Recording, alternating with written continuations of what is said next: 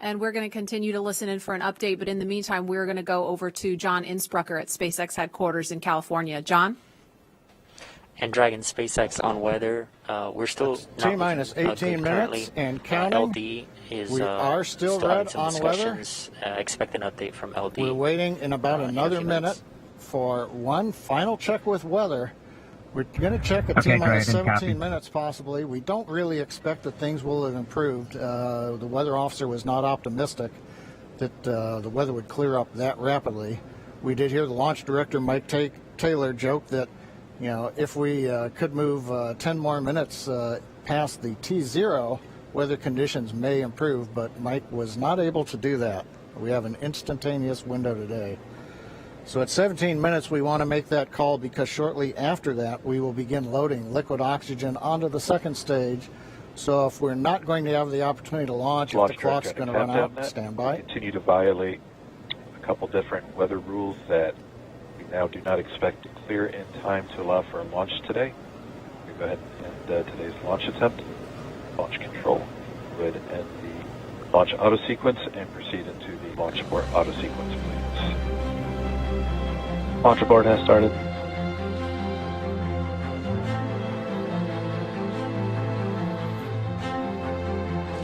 Dragon SpaceX. Taking the propellants, the pressurization gases back off the first and second stages.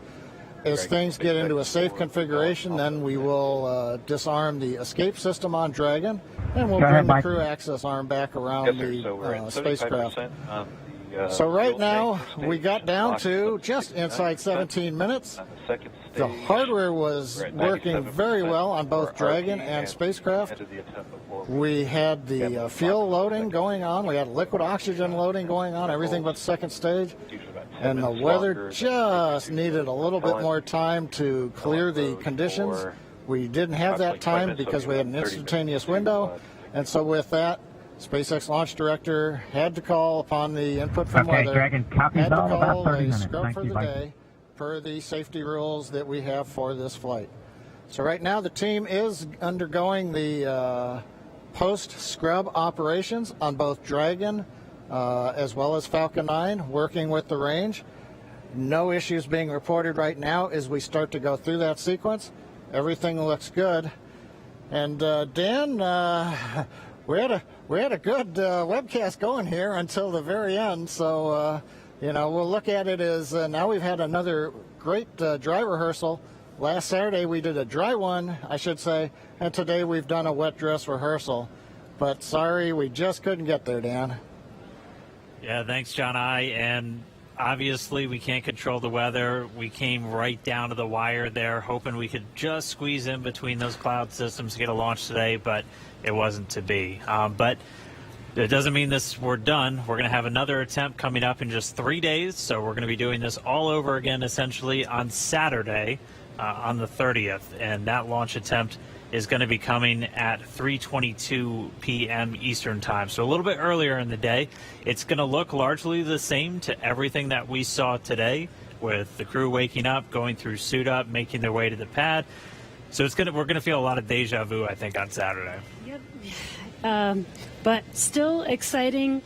Safety is always first, so if weather was not there for us today, hopefully Saturday it will be there for us, and we will have a safe launch on Saturday.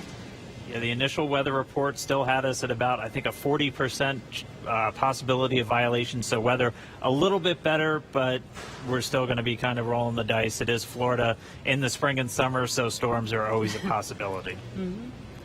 One of the good things, though, the vehicle appeared to be in great health throughout the day, both Dragon and Falcon 9, so we didn't have to scrub for any technical issue. We're going to continue and follow along with Bob and Doug until they're out of that capsule, as, again, they had started loading fuel onto the Falcon 9 rocket, so they'll have to wait until all that fuel comes off. They'll disarm the launch escape system, which still stays armed because they're still sitting on a partially loaded rocket, and then once they're able to disarm that launch escape system, the crew arm will swing back out.